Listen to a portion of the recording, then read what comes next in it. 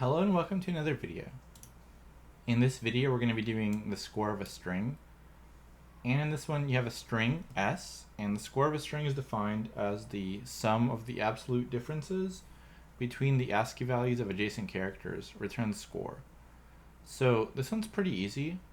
All you have to do is just take every two adjacent characters, get their ASCII values, and get the difference. So here they tell you like H is 104, E is 101. So you just get the difference, and then you have to get E and L and get the difference right here, and then so on and so on and so on. So we have to do that for every two characters next to each other. And just a brief overview of ASCII, if you don't know what ASCII is, because this is an easy problem. So basically every character in strings is represented as a number.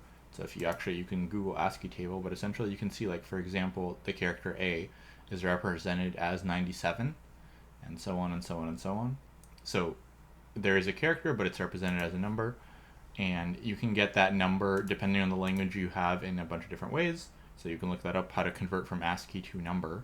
But in Java, which is what we're going to be using here, you can actually just get the character and convert it to an integer. So if you take the character and convert it to an integer, it will give you the ASCII value for the character. And you can also perform operations on characters directly. So you can just say, like, let me take E minus H or something.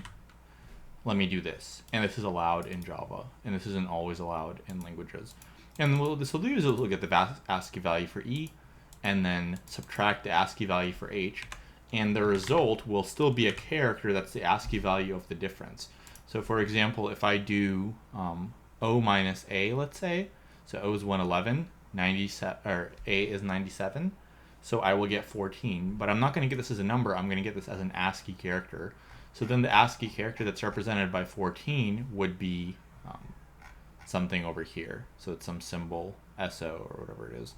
So basically, in order to get this difference as a number, I have to do it, and then I have to actually convert this into a number. So I get like the ASCII value of 14, whatever letter that is, so it's some symbol. And then I have to convert this into a number, and then that would give me the answer. So that's essentially what we're going to do, is we're just going to go through every two adjacent characters, subtract them, and then convert that into a number, and then get the result. So let's do that. So essentially we'll take every character and the character after it. So if the string is like hello, we're going to loop from H to L, so from the first character to the second to last character, and then we're going to take the character we're currently at and the character right after it to get the two adjacent characters. So we could say this, and we can say for int I equals 0, I is less than s length minus 1, because we're going to take every character and the character after it, and we're going to loop through all the characters that are the first one of the two we're comparing. So we don't need the last character because there is no character after the last character. And we just do this, and we just say fill plus equals. So we get some result. We have to convert it into an integer. And the result will be the character at location I and the character at location I plus 1, and we're going to take the absolute value there. So this will be the character at location I. So in Java, you can just do character at, minus the other one. And it's absolute value, so the order doesn't matter. So it doesn't matter if I do like I minus I plus 1 or I plus 1 minus I, because it's absolute value, so it'll give you the exact same thing. So this is what we need. And then we just return it. So pretty easy. Hopefully, don't have any issues. Double check.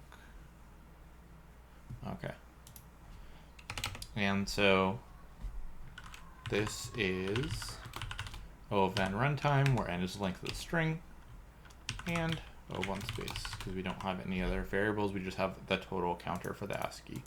And the ASCII, so getting an ASCII value is an O of 1, because basically just the character is just represented as a number.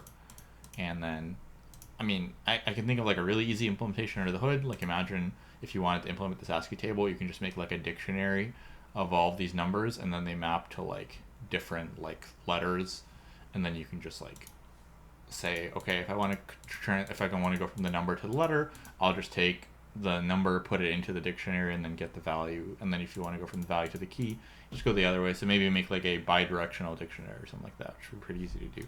I'm not sure exactly if that's how it's done to actually do the conversion, but yeah. So hopefully you understand that now, that every string is made up of characters, and the characters aren't actually letters, they're actually numbers. And yeah, so that's going to be all for this one. Hopefully it was helpful. If it was, please like the video and subscribe to the channel, and I'll see you in the next one. Thanks for watching.